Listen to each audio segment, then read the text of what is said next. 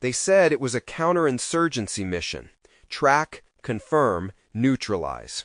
Those 3 words could mean anything in Iraq back then. We'd roll out before dawn, headlights off, the Humvees crawling like shadows over the dust. The desert smelled of diesel and static. Even the wind felt wired. There were 6 of us: Jensen, Ortiz, Clay, Morales, Reese, and me. We called ourselves ghosts because we didn't leave marks, no dog tags, no insignias. When you vanish from paperwork, you start to vanish from yourself, too. Our intel came from signals we never saw. A voice on the radio would say, "Target grid Alpha 9, heat source confirmed." No name, no face, just coordinates. And we went. Every night. The first hit was a village north of Ramadi. They told us it was a bomb maker's house. We surrounded it, kicked the door, flashbangs first, just like training. But training never mentioned the crying, never mentioned the way a family's silence feels when it's forced. We found wires, sure. We also found a baby crib, half burned from the charge. Command called it a success. Primary eliminated. That's all they said. I wrote the report myself, hands shaking. I didn't mention the crib. I told myself we were saving lives. That's what soldiers do, right? 2 nights later, new coordinates. Same routine. Only this time, the signals came faster, almost desperate. We were chasing ghosts created by someone's computer thousands of miles away. I remember Clay asking, "What if the system's wrong?" Ortiz told him to shut up. The system doesn't miss. But the system was run by people, and people miss all the time. After a month, we stopped believing in morning. Days blurred. Sleep was a rumor. My body moved on autopilot. My mind stayed back in that first house. The smell, the heat, it clung to me. Then came the order that broke everything. Iron Veil, you're cleared for deep extraction, non-declared zone. That meant no support, no satellite link, no medevac. If something went wrong, it never happened.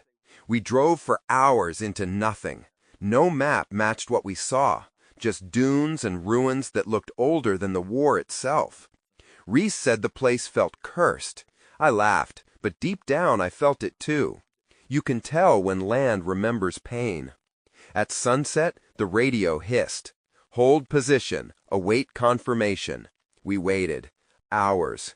Then, through the static, a voice I didn't recognize. "Proceed with capture protocol. Target is priority Omega." Omega? That was new.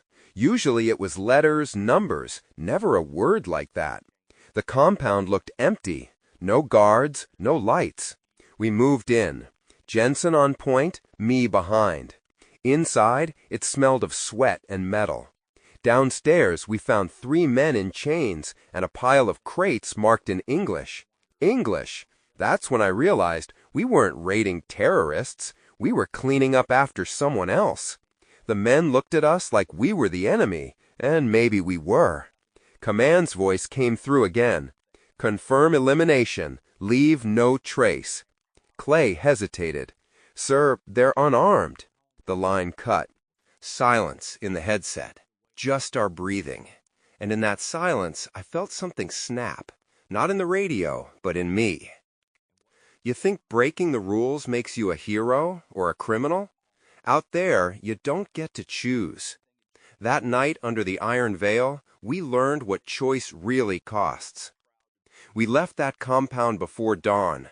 The desert was cold enough to bite, the kind of cold that hides under your skin. No one spoke, not even Ortiz, and he always had something to say. The radio was dead, just a hiss that matched the ringing in my head. Clay sat across from me in the Humvee, his hands still shaking. He kept staring at them like he didn't recognize his own fingers. "They weren't armed," he whispered. Nobody answered. What could we say? That it didn't matter?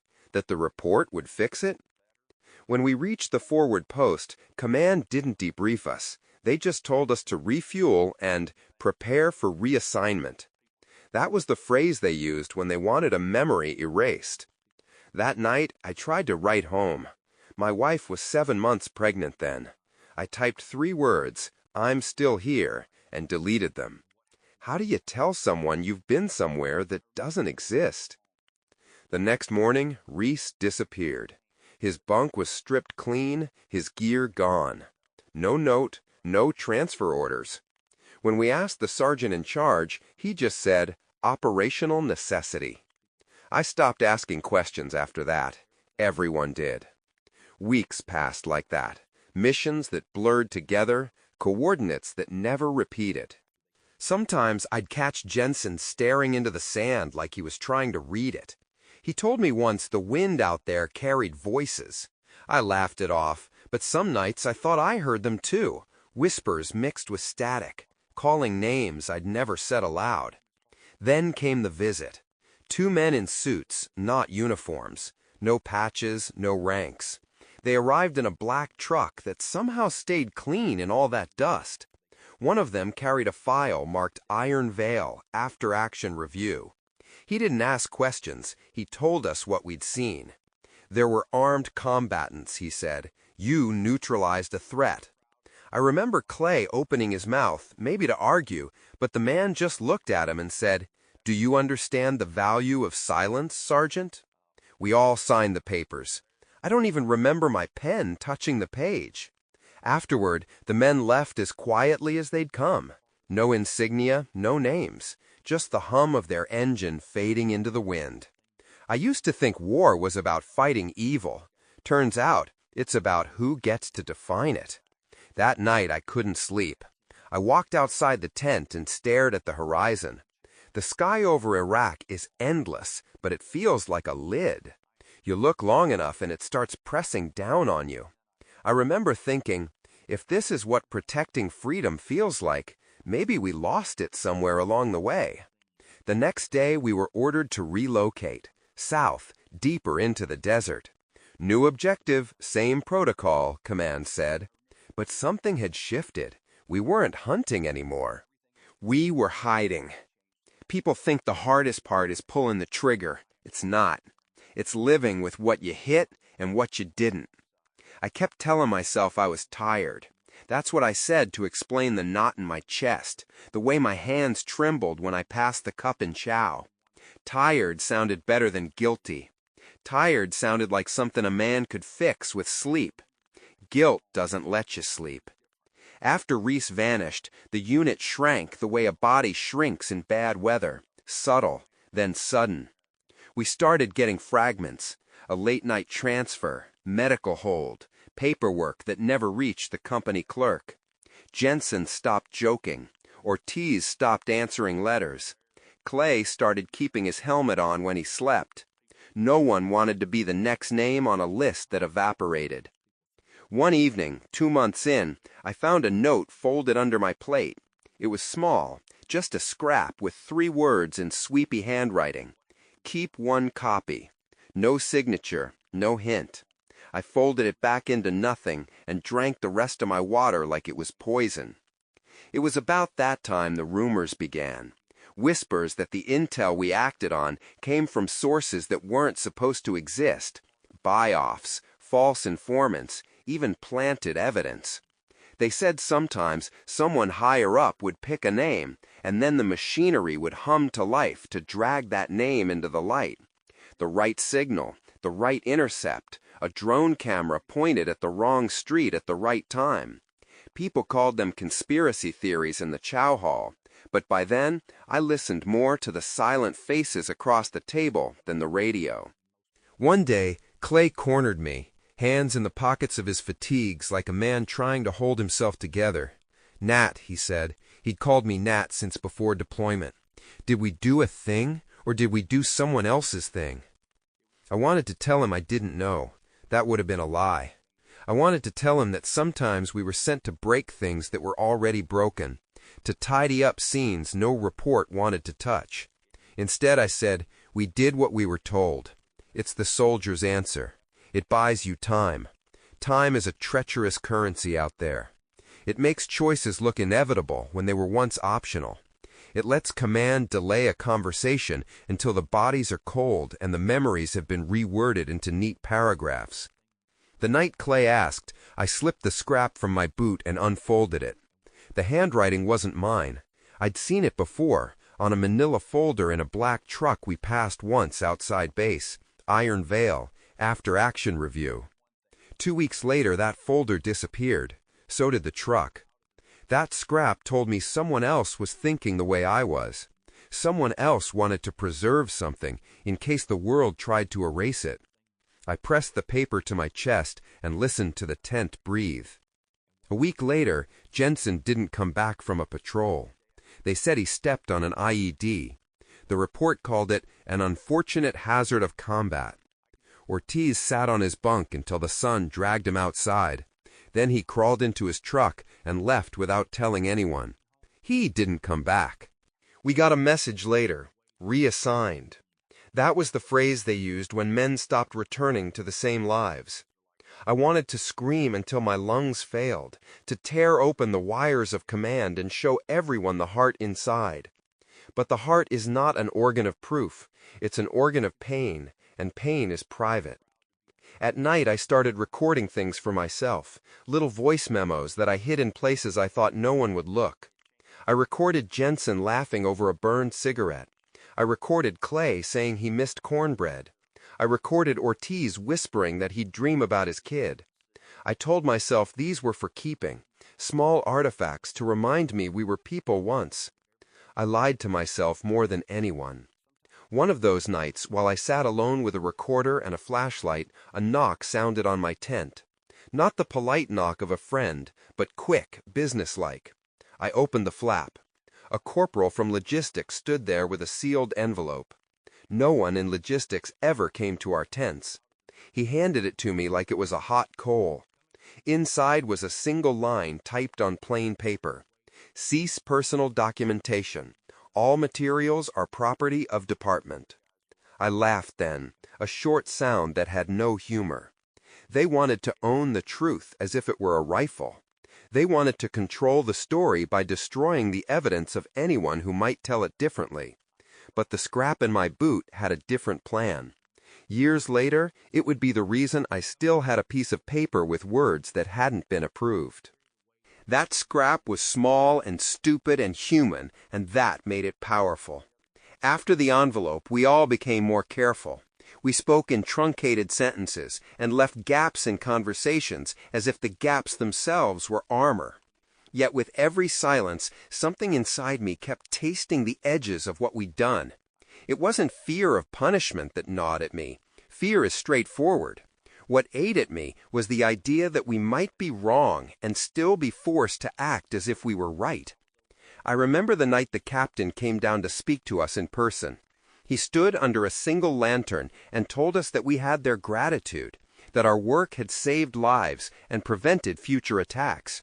He read the language of medals and mission success like a man reading a poem he'd memorized.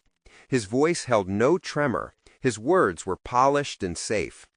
After he left, Clay didn't sleep. He walked the perimeter until dawn, and then came back to his cot and took a razor to his wrist. Small cuts, not meant to end anything, only to feel something new. When I found him the next morning, he wouldn't look at me. Ortiz had a bottle in his hand and a blank stare. Jensen's bunk was empty, but for a boot turned on its side. That's when I stopped believing the language they gave us. If the official story could fit in neat paragraphs and applause, then the lives inside it were being flattened. The sand took the shape of their bodies and smoothed them into the landscape. I kept the recorder hidden. I kept the scrap. I kept my hands working, because doing nothing is a crime I couldn't afford. Every morning I walked out into the light and pretended the weight in my chest was a pack. Step after step, mission after mission. But inside, something was breaking down into pieces I could not glue back together. I stopped counting the missions after 12. Each one looked the same through the goggles, shapes, heat signatures, orders barked through static. Sometimes I think the night itself was giving the orders, not the voices on the radio. The last op before everything cracked started like any other. Coordinates, prep, silence. But that night I hesitated packing my gear. Clay watched me, quiet. "You're thinking again," he said. Thinking was dangerous out there. Thinking got you in trouble. We rolled out at 0200, the dunes glowing faint under the half moon. My mind replayed Jensen's laughter, Ortiz's bottle, Clay's cuts. I told myself we were still a unit, still a purpose. But when I looked around, all I saw were men trying not to become ghosts before dying. The target was a walled compound, smaller than the last one. The intel said it was a relay node for insurgent comms. I didn't believe it. Nothing about the grid felt right. Still, I followed orders. That's what soldiers do when faith runs out. They follow habit. We breached at 0243. No shots, no shouts. Just the crack of the door and the echo of our boots. The room smelled of oil and dust. Then a flicker, a light from a laptop half covered by a blanket. Clay moved closer and froze. It's our feed," he whispered. The screen showed our own entry, from a camera we hadn't known was there. My stomach turned. Someone was watching us live. A second later, the laptop went black, like the watcher blinked. Ortiz kicked the table, cursing. I told him to stop. The noise made the air feel like glass. I radioed command. "No hostiles, site compromised." The reply came quick, too quick. "Proceed with sweep. Collect all data storage." That voice wasn't our handler's. It was smoother, colder. I felt my skin crawl. We found a single drive inside a metal case labeled Property of Department of Defense Prototype Sensor Array. Not insurgent gear. Ours. Clay wanted to take it straight to division. Ortiz said to smash it. I held it, heavy and hot from the equipment, and for a moment I thought about throwing it into the sand. Then headlights cut through the night. 2 unmarked vehicles, no insignia. The doors opened and men stepped out wearing our uniform but without name tapes. One of them raised a hand, no weapons, just a clipboard. "We'll take it from here," he said. His calm scared me more than any firefight. Clay whispered, "We weren't supposed to see this." I nodded. The man in charge smiled thinly. "That's correct, Sergeant, but now you have." They loaded the case, thanked us for our service, and left. No report, no handshake, nothing. Just the growl of engines fading into the wind. Back at camp, I couldn't breathe. I stared at my hands, dust in every line of my skin, and thought of that drive. What if the system had been recording everything? Our missions, our kills, our silences. What if we were the experiment? I tried to sleep. The desert hummed around me, the sound of power lines and secrets. I dreamed of voices and frequencies, my own name whispered in static. The next morning, Clay was gone. His cot was stripped, his locker open. On the table he left a single shell casing with the word "Remember" scratched along its side. I put it in my pocket and haven't let it go since. When I went to report it, the duty officer looked through me like I was transparent. "No one by that name assigned to your unit," he said. I almost laughed. Almost. That's when I realized we crossed a line you can't uncross. They weren't erasing mistakes. They were erasing witnesses. People back home think war ends when you come back. They don't understand. It ends when they decide it never happened. And once they start deleting names, they don't stop with the dead. I didn't sleep after that. Every sound outside the tent felt wrong. The crunch of boots, the flap of canvas, the wind shifting against the walls. I kept thinking about the casing Clay left and the word scratched into it, "Remember." It burned in my palm like it was still hot from the barrel. 2 nights later, I saw lights on the ridge behind camp. Not patrol lights, not vehicles, just a slow pulse that faded every few seconds. I told myself it was a tower, maybe a drone. Then I realized there were no towers out there. No drone flew that low. I stepped outside, barefoot in the sand, and stared until my eyes hurt. When the light blinked out for good, the desert went back to pretending nothing had happened. In the morning, I went to the comms trailer. The operator looked up and smiled the way people do when they don't want to know the truth. I asked if anyone had flown over our sector during the night. He checked his screen, frowned, and said the feed was blank from 2300 to 0500. Power outage, he claimed. I didn't believe him. At Chow, no one mentioned Clay. They didn't have to. His absence hung in the air like smoke. Ortiz kept his head down, eating fast. Jensen's name was still painted on his bunk, even though he'd been gone for weeks. I wanted to paint it over, to make the loss less visible, but I couldn't lift my hand. Later that day, a jeep arrived with 2 officers I'd never seen before. They called me by my full name, which nobody used in country. They said command had reclassified our deployment and that I was being rotated home for evaluation. No reason, no paperwork, just a signature line on a clipboard. On the ride to the airfield, the landscape looked unfamiliar, even though I'd driven it 100 times. Every checkpoint we passed had new faces. The guards didn't salute. Some didn't even look up. It was like the country itself had decided I was already gone. The flight out was quiet. A corporal sat beside me with a sealed envelope and didn't say a word. When we landed in Kuwait, he handed me the envelope and walked away. Inside was a single sheet that read, "Report to debriefing facility. Do not discuss operational details." There was no address, no date, just those lines. They kept me in a room without windows for 2 days. No clocks, no phone, no questions. On the 3rd morning, a man in a gray suit came in and sat across from me. He didn't introduce himself. He simply said, "Sergeant Cole, your record will show honorable completion of service. There is no further obligation." I asked about the others. He said there were no others. I asked about Iron Veil. He said there was no such operation. When I laughed, he didn't. He leaned forward and told me something I've never forgotten. People die twice, Sergeant. First in the desert and again in the paperwork. After that, he handed me a pen.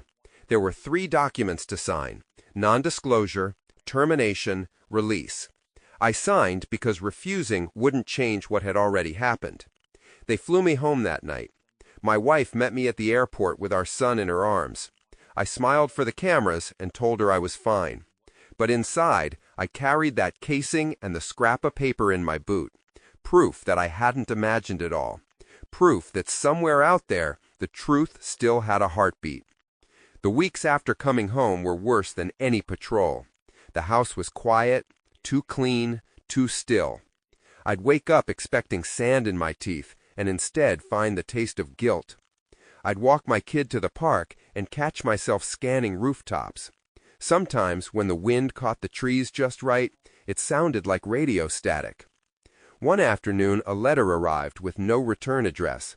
Inside was a photo of our unit taken before deployment. 6 of us, arms around each other, grinning into the sun. But someone had drawn a black line through each face except mine. On the back, in faint pencil, it said, "You're next if you forget."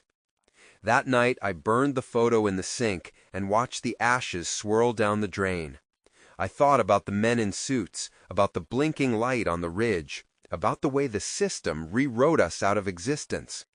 Maybe they were right. Maybe forgetting was safer. But forgetting would mean Clay's word meant nothing. So I wrote everything down. Not for revenge, not for justice, just so the story would exist somewhere beyond me. I hid the pages inside the walls of my garage, sealed them under insulation and dust. Every so often I think about digging them up, reading them again, but I don't. Some memories are landmines. Step on them and they explode all over again. I still have the casing in my pocket. Sometimes, when the night gets too loud, I hold it between my fingers and whisper the word carved into it: remember. And for a moment, it feels like they're all still out there, waiting for me to finish the story. I thought coming home would fix me. That was the lie they sell you on the flight back, that the air smells cleaner, that people smile because you're safe again. But when the plane doors opened, the air felt thin and foreign, and I realized I didn't belong anywhere. The first night, my wife made dinner, real food, something that didn't come from a pouch. She asked about the guys, about the mission. I told her everything was classified. That word became my shield. It was easier than trying to explain that half the faces in our team didn't even exist on paper. For a while, I tried to play the part. Husband, father, neighbor mowing his lawn on Sundays. But the noise inside me didn't stop. I'd wake at 3 a.m., certain I heard boots outside the window. Sometimes I'd check the locks twice before dawn. My wife stopped asking if I was okay. She just looked at me the way people look at something they can't fix. I took a job at a warehouse. The hum of the conveyor belts reminded me of generators back in the desert. Every time a forklift beeped in reverse, my body tensed. The other workers laughed, said I'd brought the war home with me. They weren't wrong. One afternoon, a man came by the warehouse office asking for me. Clean suit, military haircut, the same kind of calm that used to make my blood go cold. He said he was checking in on veterans, part of a support initiative. But when I asked which department, his smile tightened. He told me to take care of my health and left a card with no number, just an emblem, an eagle without text. That night, I pulled the card apart until it tore into 4 perfect pieces. Inside the paper, there was a faint line of metallic thread, the kind used in secure documents. I threw it in the trash and drove for hours. No destination, just asphalt and static on the radio. I ended up parked at a rest stop somewhere in Nevada, staring at the horizon that looked too much like Iraq. That was when it hit me. They didn't need to follow me. The fear did that job for them. The silence was its own kind of prison.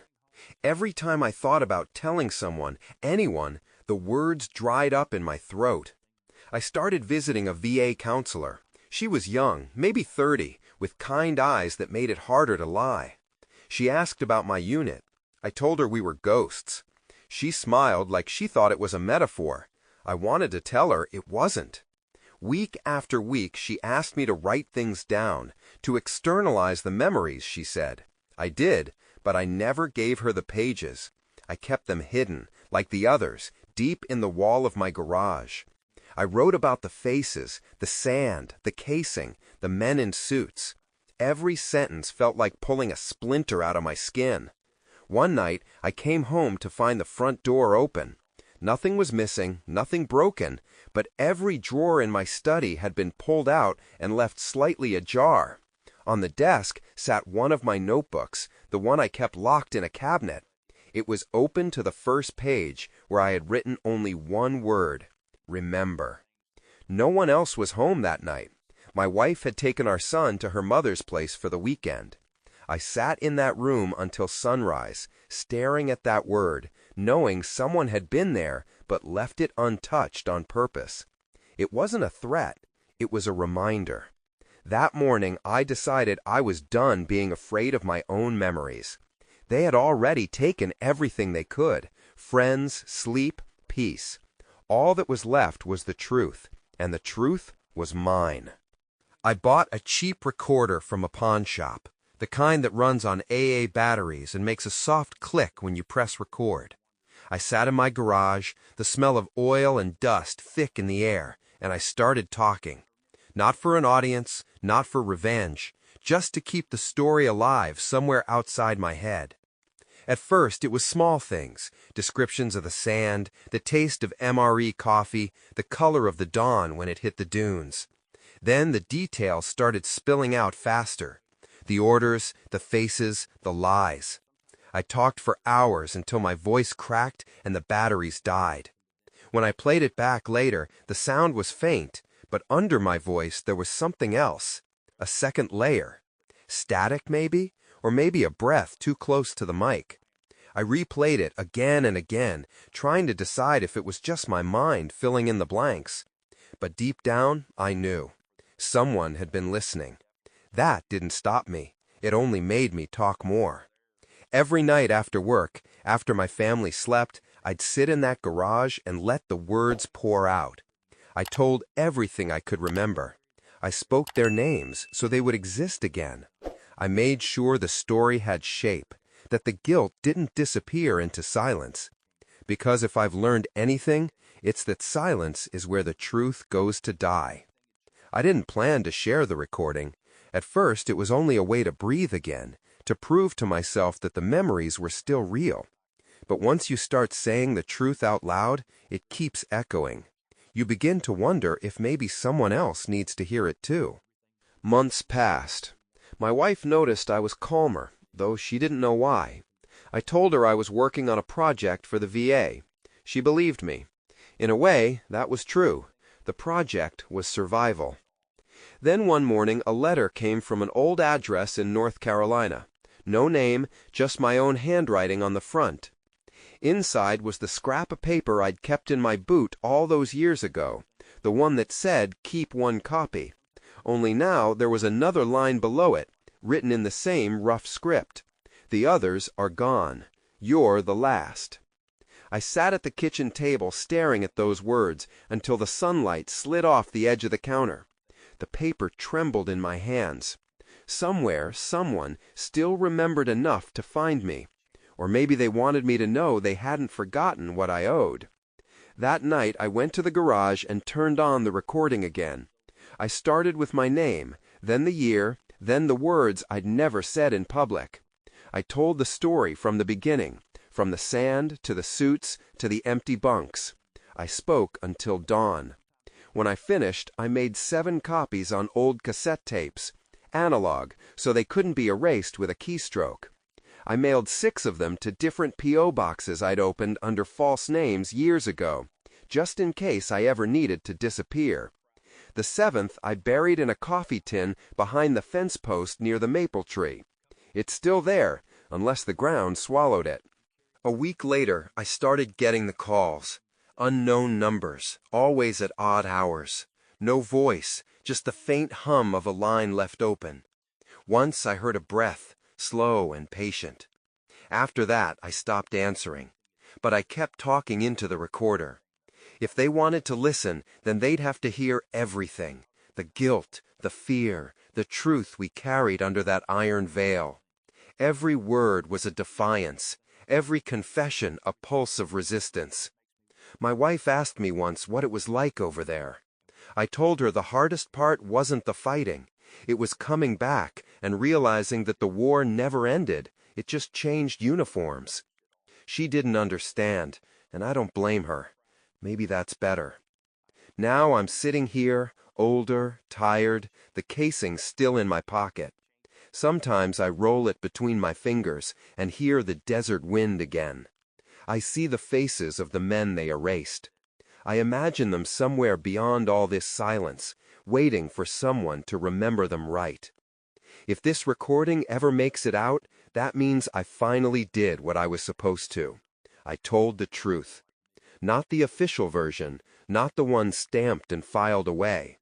The truth that bleeds when you stop pretending it doesn't matter. They'll say I broke an oath. Maybe I did, but oaths mean nothing when they're built on lies.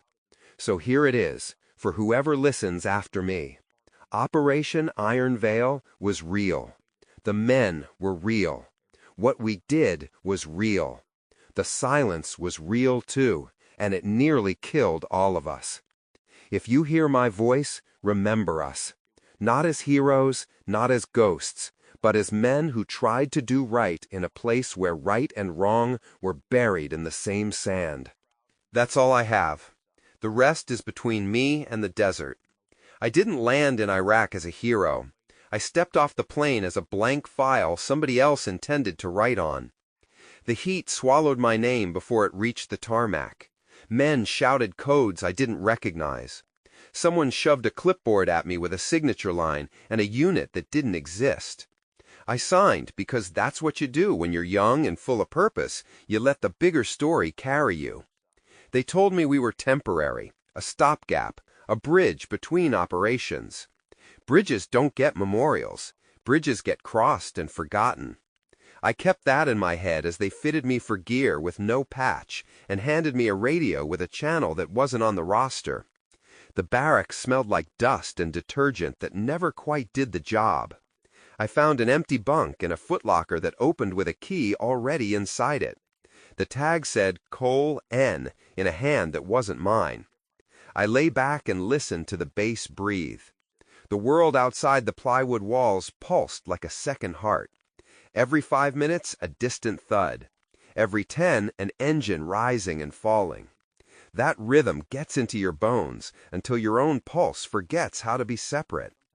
The first night they took us out, the sky sat low and red over the highway. I learned the road signs the way you learn scars, fast, because the body insists. 10 miles down, 15 past the checkpoint, left at the billboard with the sun-bleached face. Nobody called it navigation. It was more like following a memory somebody else had. I watched the men around me find their places the way hands find familiar tools. Jensen made jokes and pretended he wasn't reading the horizon.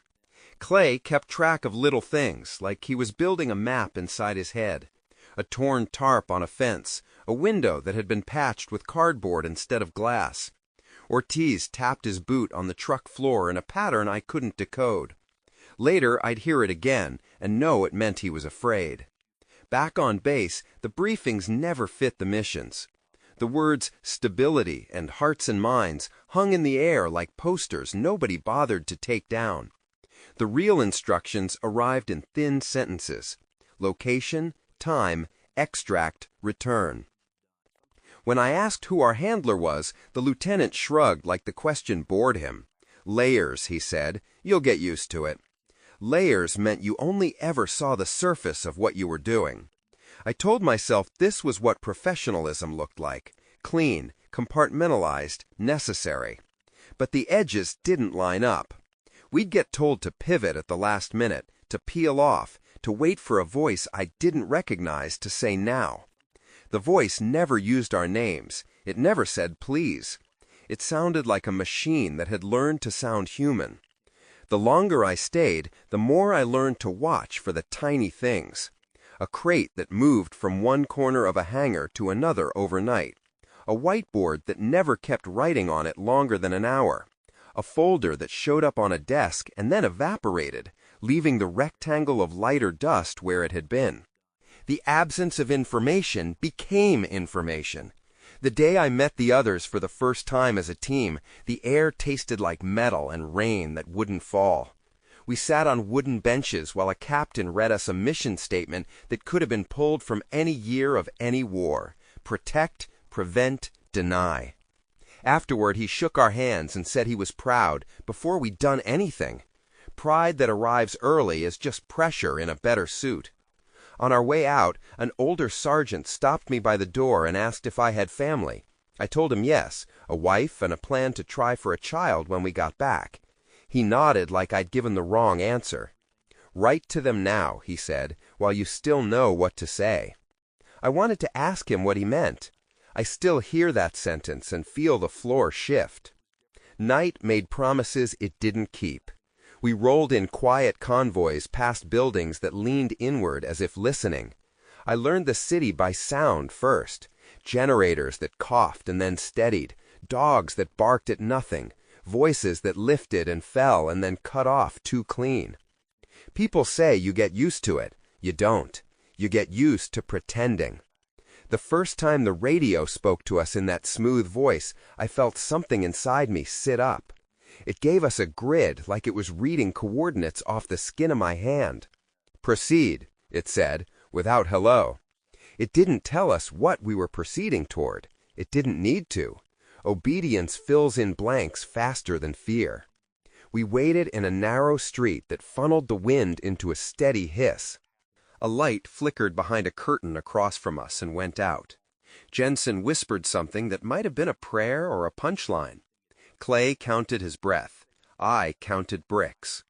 Counting gives your mind a leash. If you keep the numbers steady, you convince yourself you're in control. We didn't go in that night.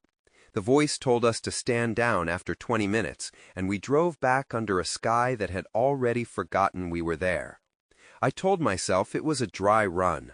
I told myself the voice belonged to a room full of analysts tracking things we couldn't see. I told myself they knew better than I did. I built a tower of reasons and climbed it and tried not to look down. The second time we went out, the voice said we were looking for a courier. It didn't give a name or a face, just a pattern. Someone who moved at odd hours, someone who passed through the same 3 blocks too precisely to be random. We watched from a rooftop while the city flickered awake beneath us. A man in a white shirt crossed the street with a bag of bread under his arm. 2 kids argued over a plastic ball and then shared it.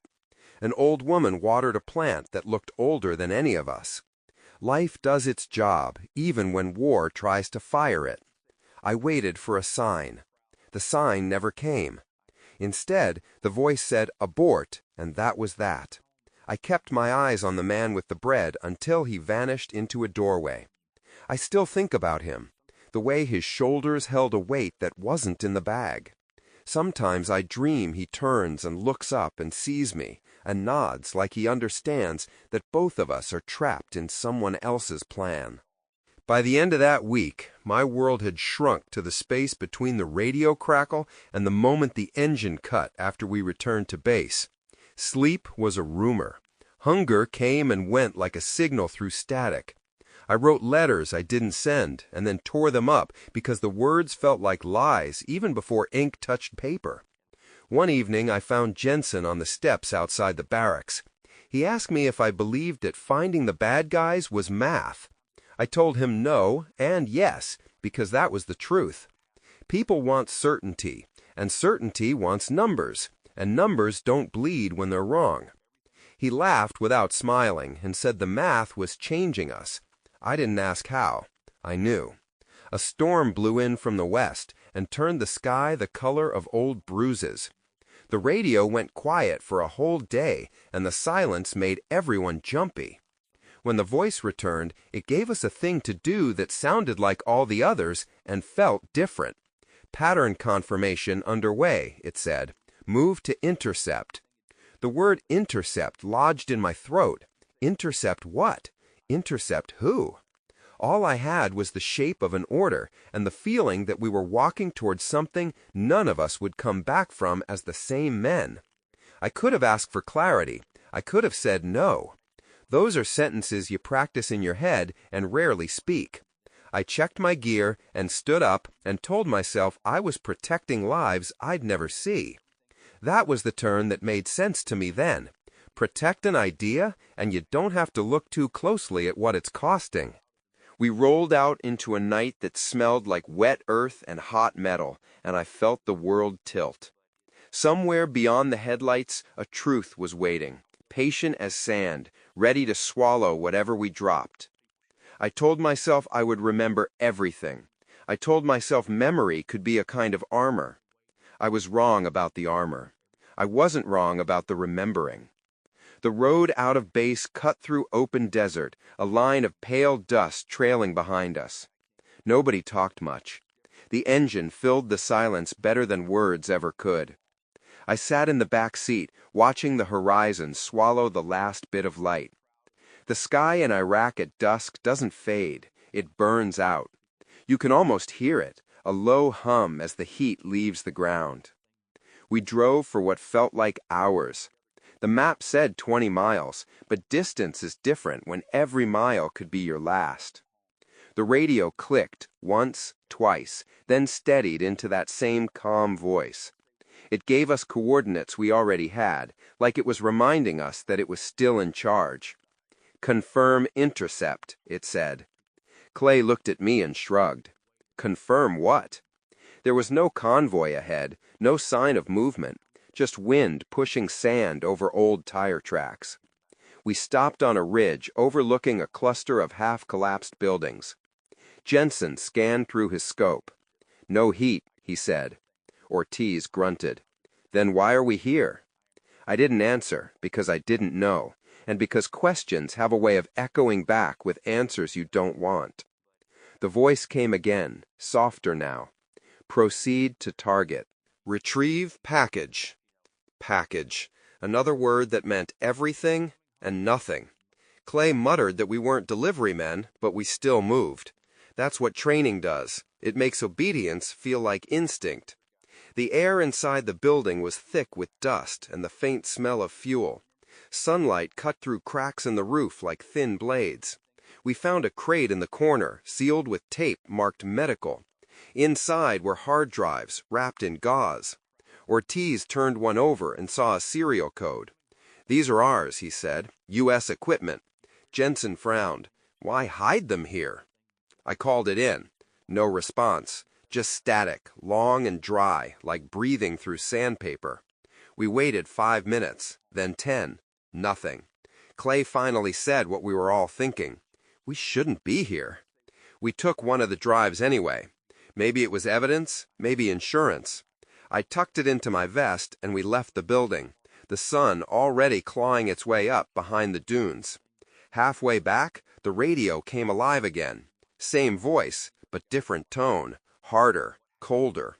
"Return the package. Do not deviate." I didn't reply. I turned the volume down. For a second, I thought about smashing the radio just to hear silence again. When we rolled into base, the gate guards didn't recognize us. New uniforms, new faces. One of them asked what unit we were with. Jensen answered automatically, Task Force Iron Veil. The guard blinked, then laughed like it was a joke he didn't get. "Never heard of it," he said. We parked and went straight to the barracks. Inside, everything looked the same but felt off, like someone had moved the furniture an inch while we were gone. My bunk was made, sheets folded tight, but I hadn't done it. In the locker, the shell casing was gone. In its place was a single note, "Stop." That night, I couldn't close my eyes. Every sound was a message, the hum of the lights, the scrape of wind against metal, the steady tick of my own heartbeat. I thought about the hard drive hidden under my cot. I thought about the men whose names were already gone from the roster. And I thought about what would happen when someone realized we had brought back proof. In the morning, the captain called us in. He looked different, tired, hollow-eyed. He said the mission had been reassigned, that our data would be transferred to higher analysis. When Clay asked who higher was, the captain just stared at him until he stopped talking.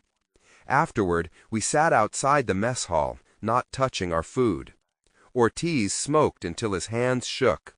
Jensen said maybe the drive was a mistake, that someone had misfiled equipment. I wanted to believe that, but the note in my locker said otherwise.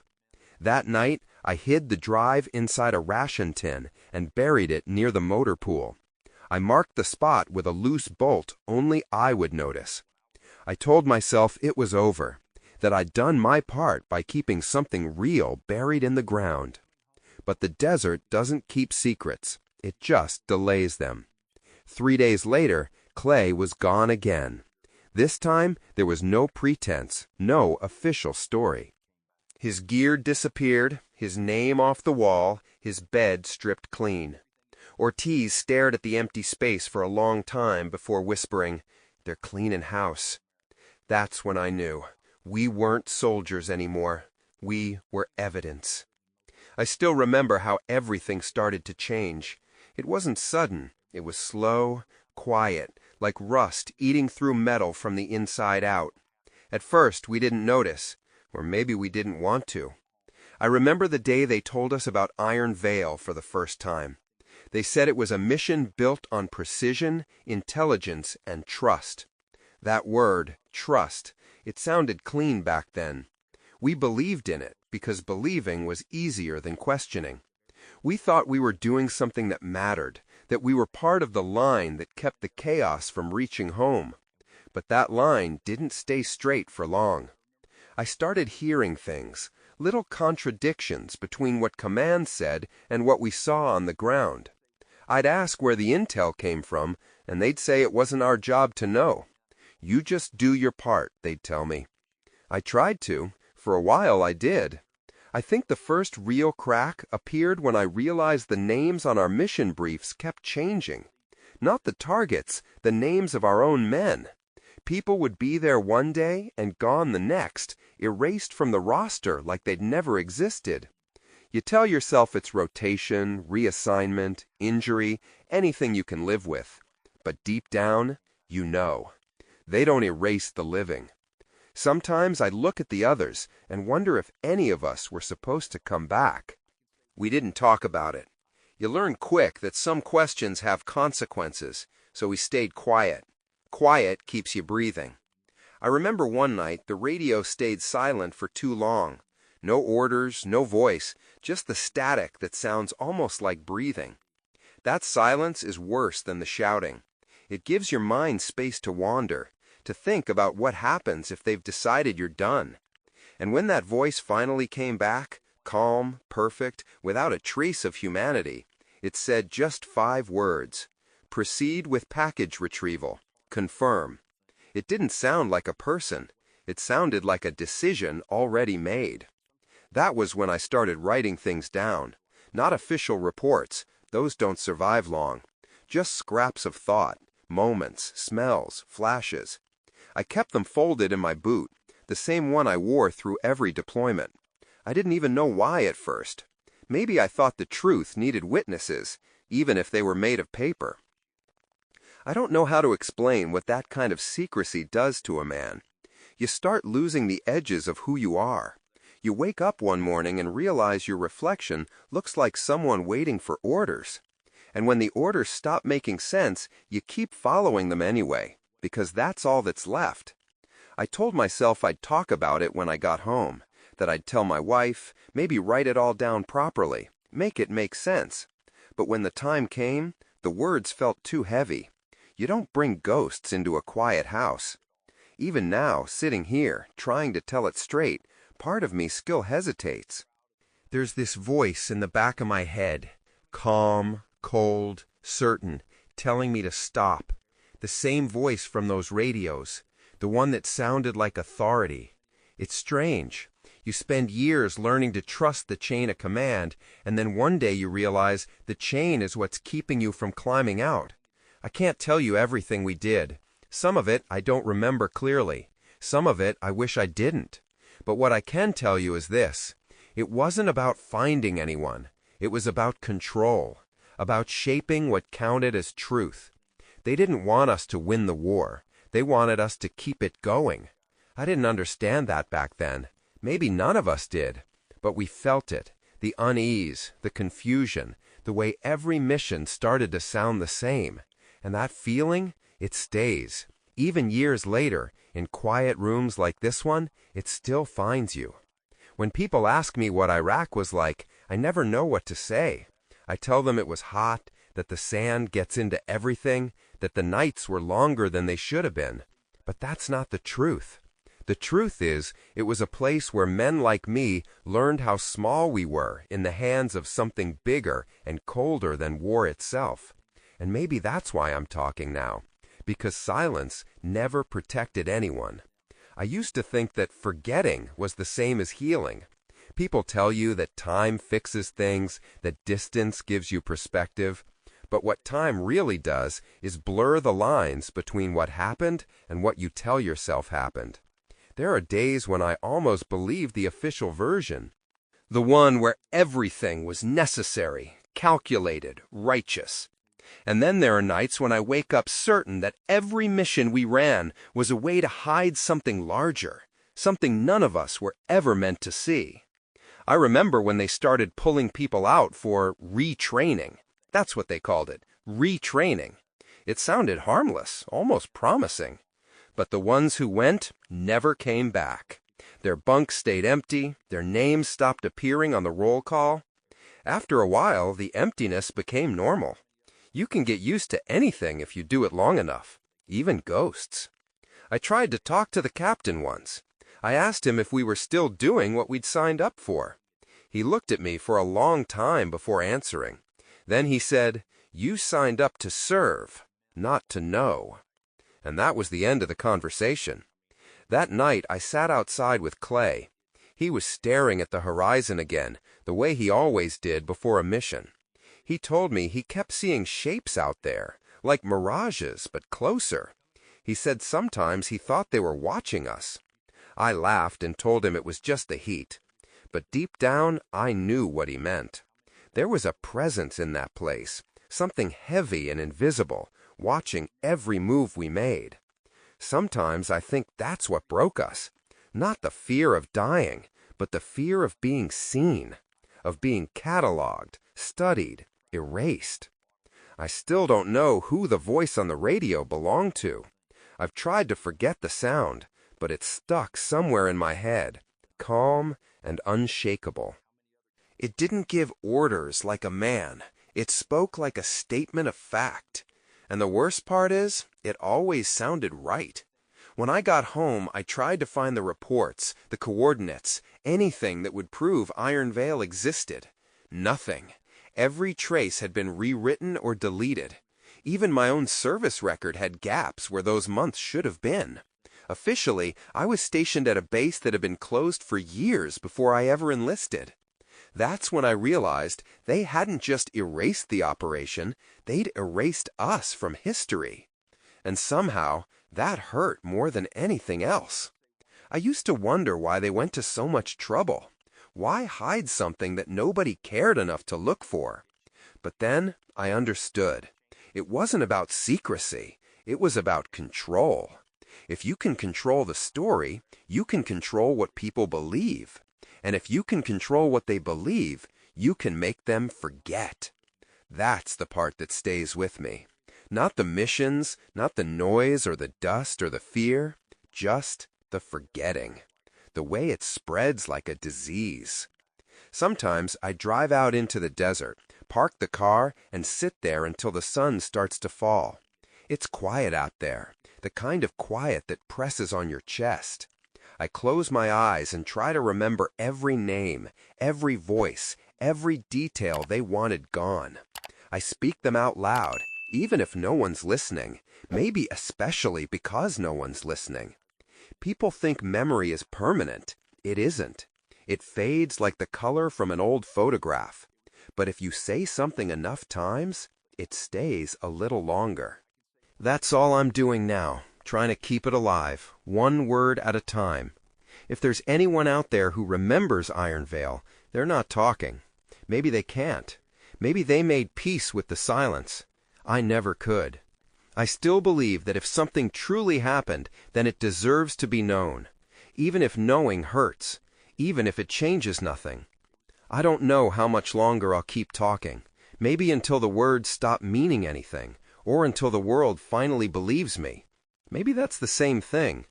But until then, I'll keep telling it, because as long as I can speak it, it's real, and as long as it's real, they haven't won. I used to think that coming home meant the war was over. People would shake my hand, thank me for my service, and move on with their lives. They didn't understand that the war doesn't stay overseas. It follows you back. It waits for you in quiet rooms, in the sound of a refrigerator hum that feels too much like radio static. The silence is the hardest part. Out there, everything had noise. Engines, wind, commands shouted through the dust.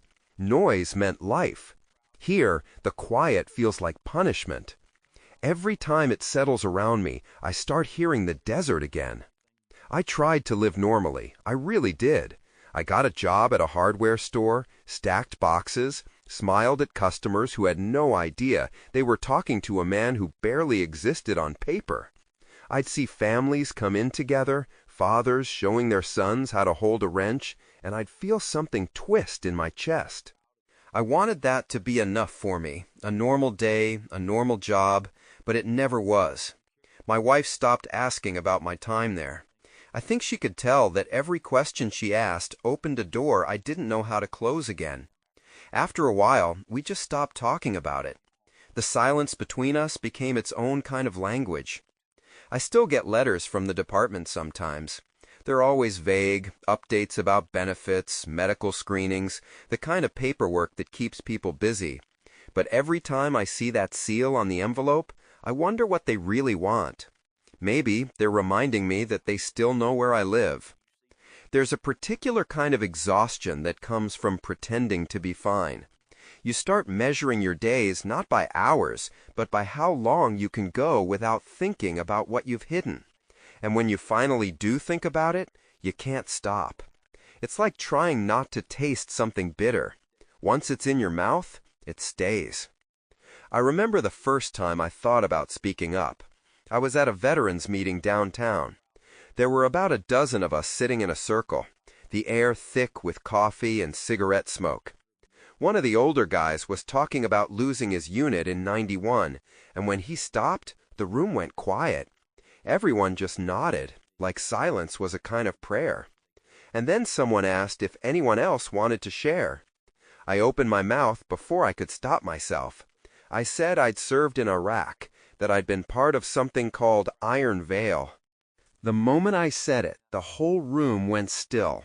A few men exchanged looks, small, sharp glances that told me they'd heard that name before. After the meeting, one of them came up to me outside. He was in his 60s, gray beard, steady eyes. He asked me quietly where I'd heard that phrase. I told him I'd lived it. He didn't say another word, just nodded once, like we'd acknowledged something we weren't supposed to, and then he walked away. That was the night I realized the truth didn't belong only to me. There were others, maybe from other times, other places, who'd been swallowed by the same silence. Maybe Iron Veil wasn't just one operation. Maybe it was a pattern, a name they used when they needed to erase something. I started keeping my notes again after that. The pages grew fast, filled with fragments, names, coordinates I could still recall, dates half remembered, sketches of insignias I'd seen on crates that didn't match any known division. It wasn't proof, it was memory. But sometimes memory is the only proof you get. I don't know why I'm telling all this now. Maybe because I'm tired of carrying it alone. Maybe because I'm not sure how much longer I'll remember it clearly. The mind does strange things with guilt. It either magnifies it or buries it so deep you start to think it never happened. I don't want that. I want it on record, even if it's just in my voice, even if it disappears into static when I'm gone. So if you're listening, whoever you are, know this.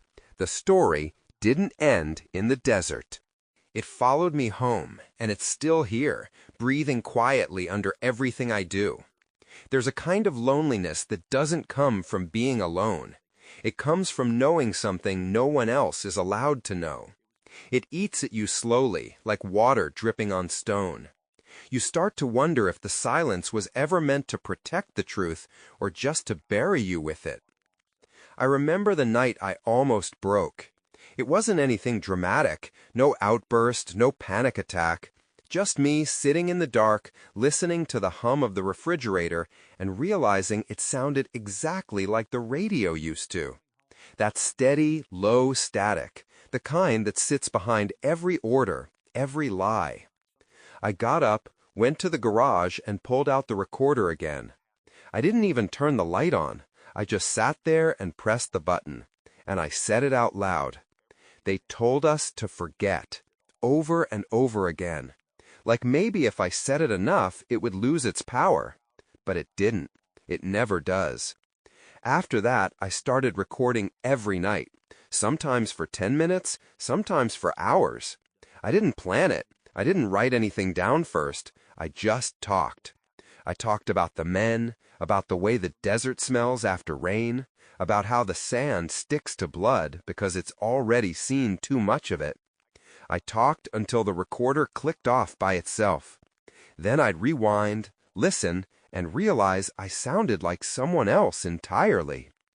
That's when I knew I couldn't keep living between two versions of myself, the one the world saw and the one that still lived out there under the iron veil.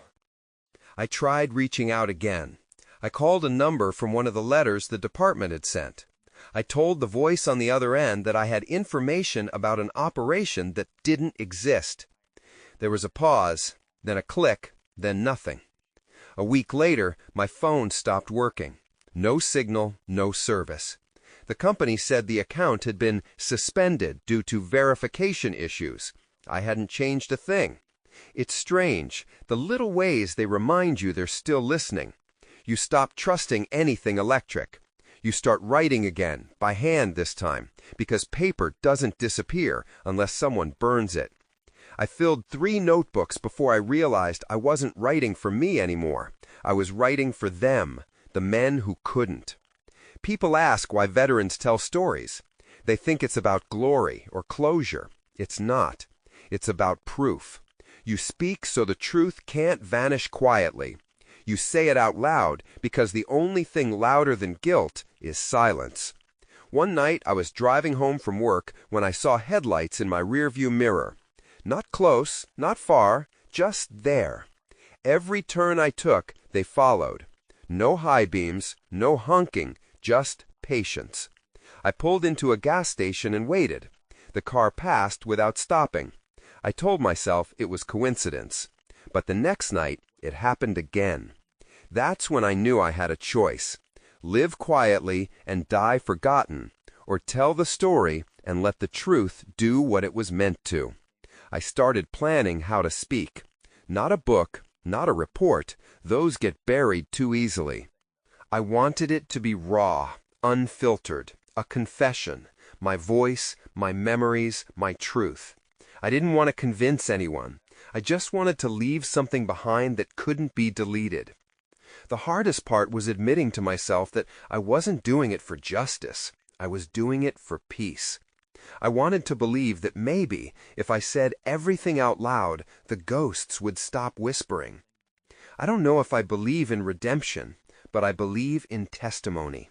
I believe that some stories need to exist, even if they're painful, even if they ruin the comfort of pretending everything's fine. So I made a decision. I would tell it, all of it. No more edits, no more fear. If the truth costs me the rest of my life, so be it. It already took most of it anyway. When I finally decided to record everything, I didn't think about the consequences. I just wanted to finish what I had started. I cleared the workbench in the garage, set up an old microphone I'd used to record music years before, and found a half-dead lamp that cast a single cone of light across the concrete floor. It was quiet, too quiet, the kind of quiet that feels like someone else is listening. I sat there for a long time before saying a word. The red light on the recorder blinked in and out, patient, waiting for me to begin. It's strange how something so small can make you feel like you're standing on a cliff. I told myself this wasn't about revenge or defiance. It was about remembering, about keeping a promise that no one else even knew existed. I started with the easy parts, names, places, dates, the kind of details that sound official, harmless. But the more I talked, the harder it became to separate the facts from what they had made me believe. I could hear my voice shaking when I said the names of the men who'd disappeared. I didn't say how they died. I just said they were gone, and that was enough. After an hour, I stopped and listened to the playback. The sound of my own breathing filled the room. I thought I heard something else underneath it, a faint click every few seconds, like another microphone turning on. Maybe it was feedback. Maybe it wasn't. I turned the recorder off and sat in the dark until the lamp burned out. The next morning, the garage door was open. I don't remember leaving it that way. Nothing was missing, but the recorder was still warm when I picked it up, even though I hadn't touched it all night. I pressed play.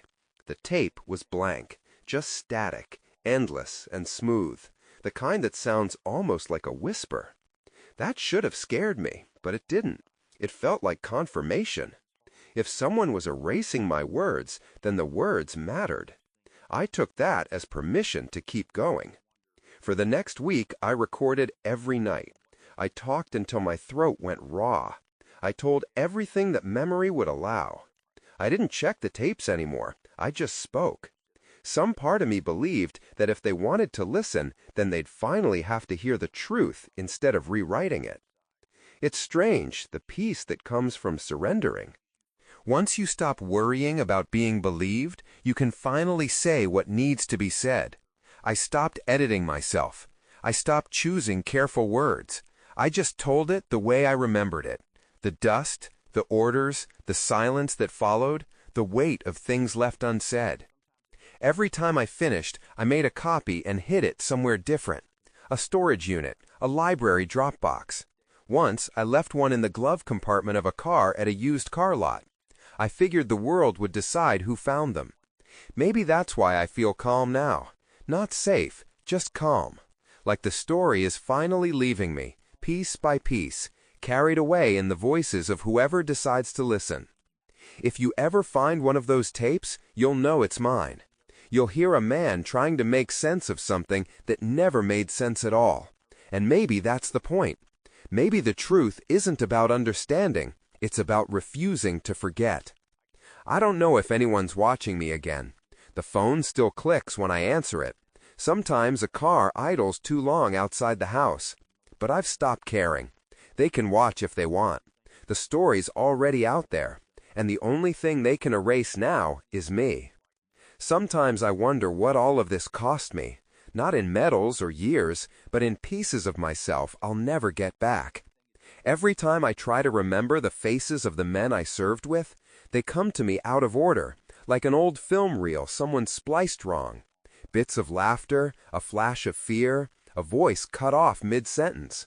I keep trying to line them up, to make the memory whole again, but it never fits. There was a time when I thought the guilt would fade if I just kept moving forward. Work, family, routine, it's what they tell you to do. But guilt doesn't fade, it adapts. It learns the shape of your life and finds new corners to live in. You can ignore it for a while, but it's patient. It waits until the lights are off and the house is quiet, then it starts whispering again. I see reminders everywhere. A kid playing war with a toy rifle. A commercial that uses the word freedom like a slogan. Even the smell of gasoline brings me back to that place. People say triggers get easier with time. They don't. You just get better at hiding the reaction.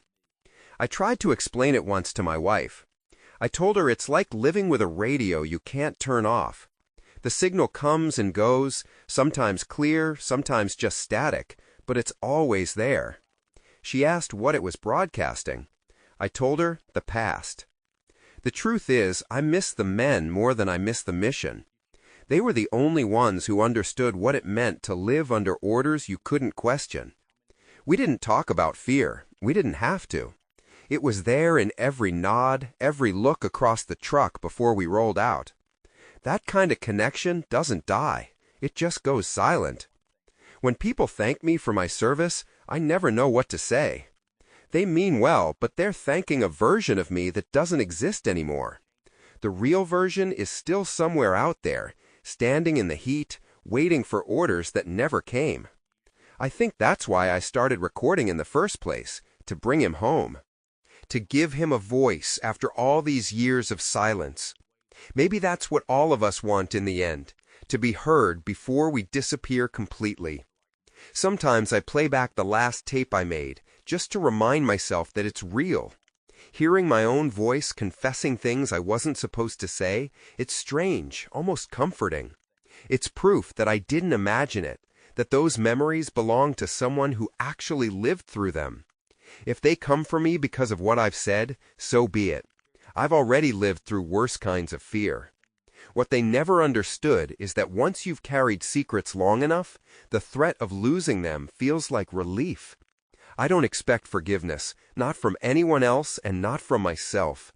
But I do hope someone, somewhere, hears these words and understand that silence is the heaviest weapon of all. Everything they built, the reports, the rewrites, the denials, it was all meant to make us forget. But I remember. And as long as I do, the story lives. I think this will be the last time I speak about it. There's only so much a voice can carry before it starts to fade, and mine's been fading for a while now. Maybe that's the way it's supposed to end, quietly, without an audience, just a man and his memory, trying to find peace in the noise. People always ask what war teaches you. They expect answers about courage or sacrifice or honor. But what it really teaches you is how small you are, how quickly truth can be rewritten, how silence can feel safer than honesty. I lived under those lessons for years. They became my armor, and eventually, my prison. I used to believe the worst part was losing the men, but now I know it was losing the meaning. You can live with grief, you can't live with emptiness.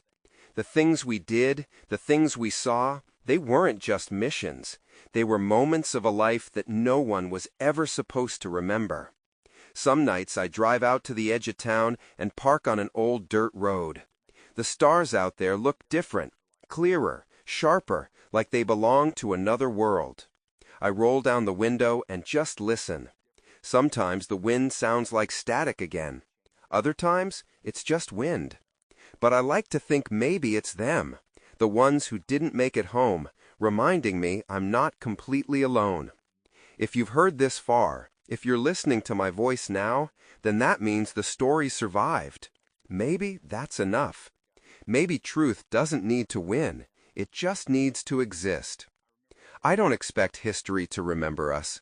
Men like me don't get remembered. We get replaced, rewritten, filed away in footnotes and redacted lines. But maybe someone will find this someday and realize that behind every classified line, there's a heartbeat. Behind every erased name, there's a life that once believed in something good. I've made peace with the fact that I might not wake up one morning, not because of age or illness, but because the past has a way of collecting its debts. If that day comes, at least I'll know I didn't leave quietly. The desert never really lets go of you. It stays under your skin, in the back of your throat. It becomes part of your story whether you want it to or not. But maybe that's okay. Maybe the point isn't to escape it, but to finally understand it. All I ever wanted was to tell it right, to give the truth a place to live, even if that place is just the space between two breaths. So here it is, everything I can remember, everything I can't forget. Operation Iron Veil was more than a mission. It was a mirror. And when I finally looked into it, I saw what the war had made of me and what it had taken away. If anyone ever asks what happened out there, tell them this: we were there and we were human. And that should have been enough.